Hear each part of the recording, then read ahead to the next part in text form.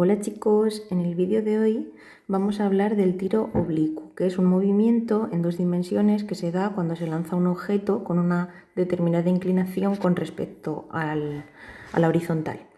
Se daría un movimiento pues parecido al que tenemos aquí dibujado, ¿vale? Se lanzaría con una velocidad inicial, que sabéis que la velocidad se representa con un vector tangente a la trayectoria, que sería ese de ahí, y esa velocidad, como podéis ver, tendría un ángulo con respecto a la horizontal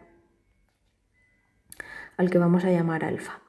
Entonces esta velocidad va a tener 2 componentes, una componente en el eje X y una componente en el eje Y, porque cuando tenemos un movimiento que es en 2 dimensiones, vamos a poder dividirlo en 2 movimientos en una única dirección, en 2 movimientos rectilíneos. En este caso, pues tendríamos uno en el eje X y uno en el eje Y. Por lo tanto, esa velocidad inicial pues la vamos a poder descomponer en sus 2 componentes, v0x y v0y.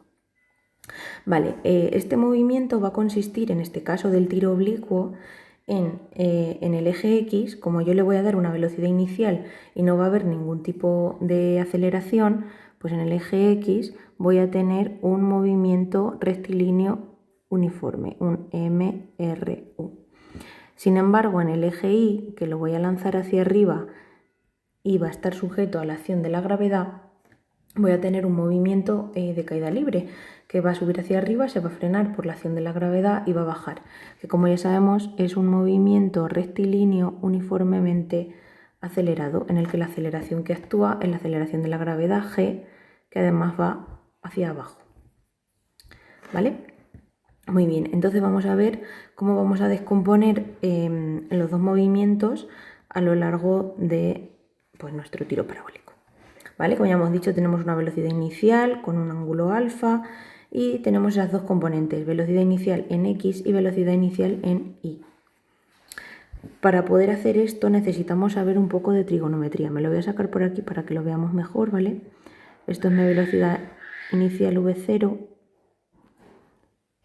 y por aquí dibujo v0x, v0y y el ángulo alfa.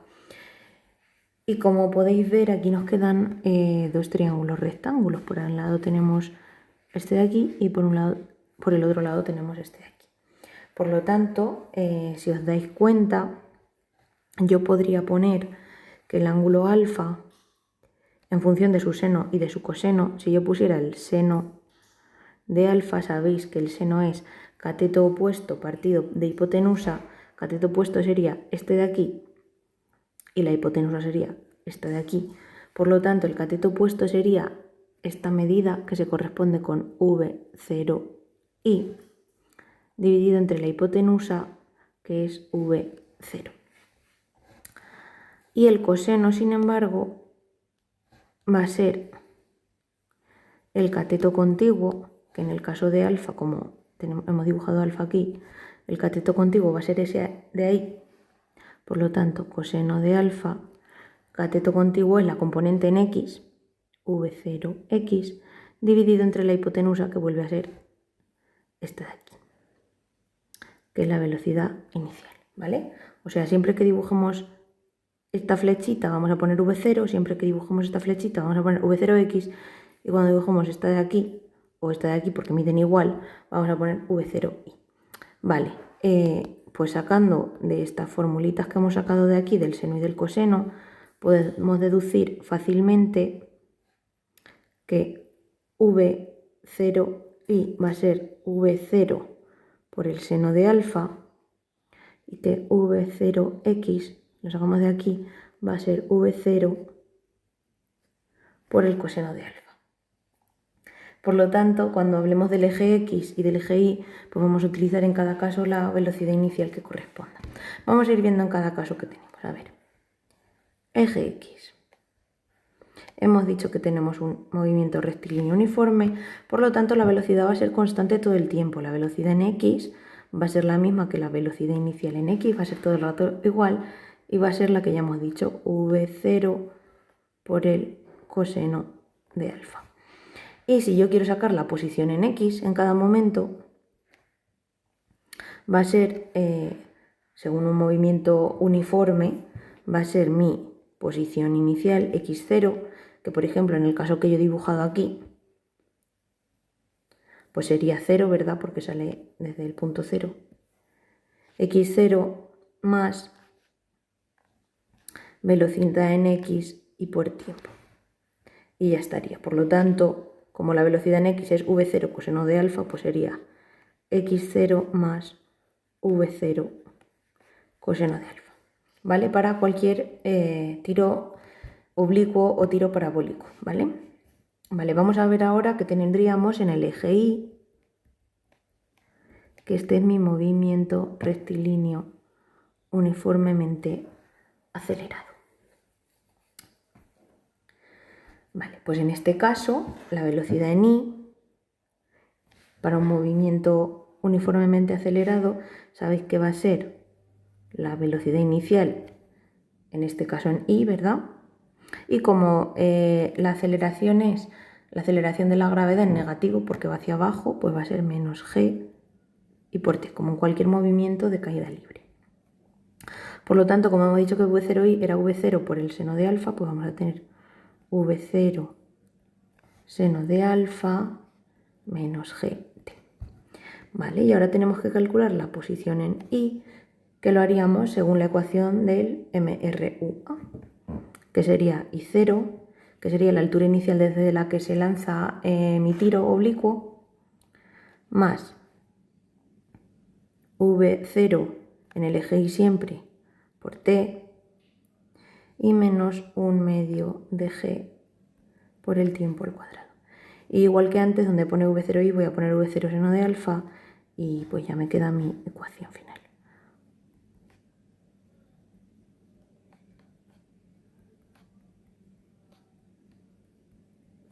Cosas a tener en cuenta, bueno, además de las ecuaciones que son las que ya hemos deducido, pues que aquí, por ejemplo, si a mí me piden sacar la posición final a la que llega, pues donde cae, para sacarla yo tengo que tomar alguna referencia. Pues mi referencia será que justo aquí en este momento, cuando llega aquí, la posición en Y va a ser 0. Así que me iré a la ecuación de la Y, esta de aquí, pondré que Y vale 0 y así podré sacar mi posición en Y. Más cosas que me pueden pedir: la altura máxima. ¿Cómo voy a calcular la altura máxima? Pues si recordamos, el punto más alto en un movimiento en el que yo estoy tirando algo hacia arriba, ¿verdad? En un movimiento de los de caída libre en los que tiro algo hacia arriba, yo iba a tener una velocidad positiva que va subiendo, subiendo, subiendo, y cuando llego arriba del todo, la velocidad en ese momento es 0. Y luego pues vuelve a caer y en este momento ya mi velocidad es negativa. Vale, entonces en el momento en el que la Y es máxima, justo en ese momento, la velocidad en el eje Y es igual a 0. Así que para calcular esto me voy a ir a mi ecuación de la velocidad en Y y voy a poner que VI es 0. Y el tiempo que me salga ahí, de poner en VI 0, va a ser el tiempo en el que la altura es máxima. Y una vez calculado el tiempo, pues mire a mi otra ecuación. Y bueno, eso es todo. Ya queda ponerlo en práctica. Así que vamos a ponerlo en práctica con un ejemplito, todas estas cosas que acabamos de ver.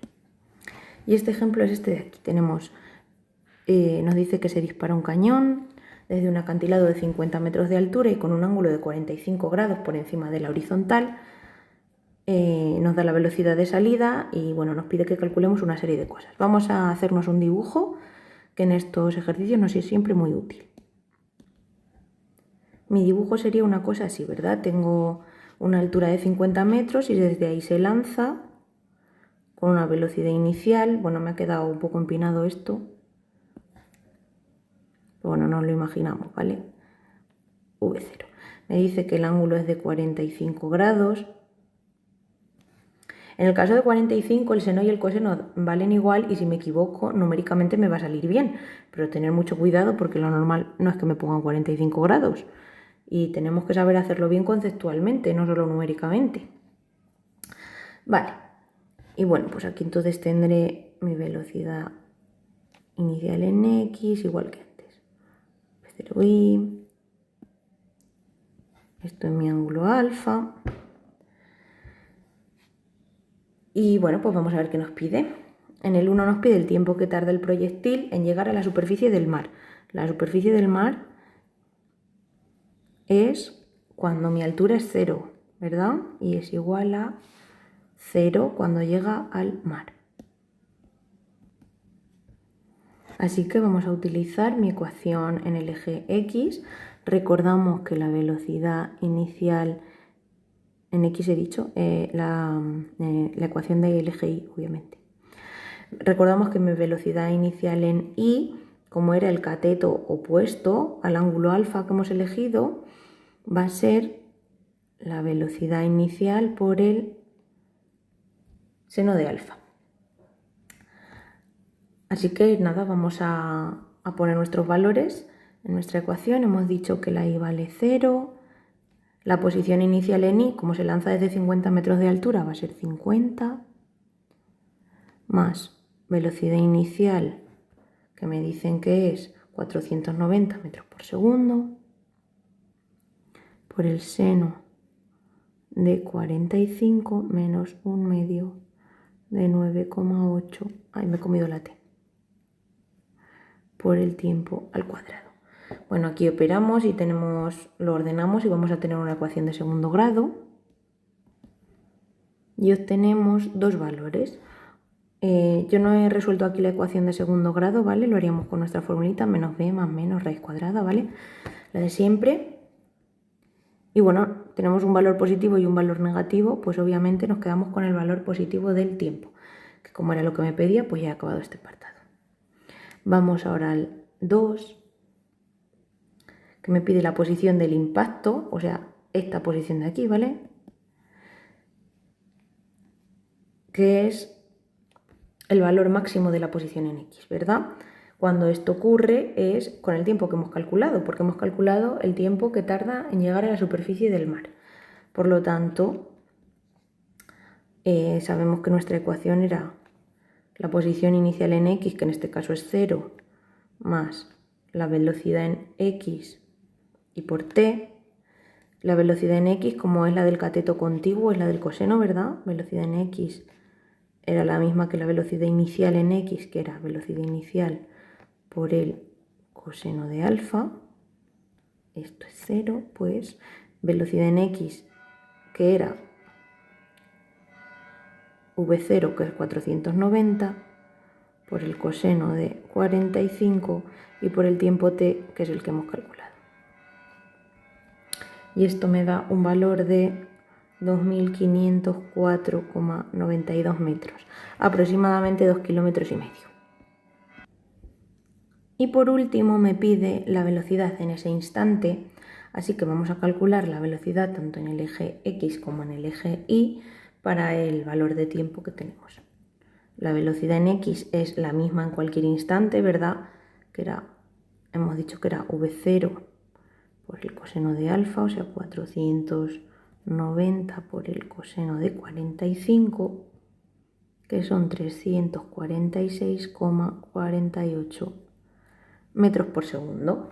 Y la velocidad en Y va a ser V0i menos g por t, que como ya hemos visto antes era V0 seno de alfa menos g por t. Ponemos lo que vale cada cosa, pues esto será 490 seno de 45 menos 9,8 por el tiempo t, que era 70,85. Y me da una velocidad en Y en el momento del impacto con el mar de menos 347,85 metros por segundo. Ese signo menos sabemos que indica que va hacia abajo en el eje Y. Por lo tanto, ya podemos poner nuestra velocidad como vector, que va a ser 346,48 y menos 347,85 J, y no se nos olvide poner, aunque lo pongamos como vector, que las unidades son metros por segundo. Y por último, pues vamos a sacar el módulo de este vector, que lo calcularemos pues como siempre, haciendo cada una de las componentes al cuadrado, las sumamos y les calculamos la raíz cuadrada.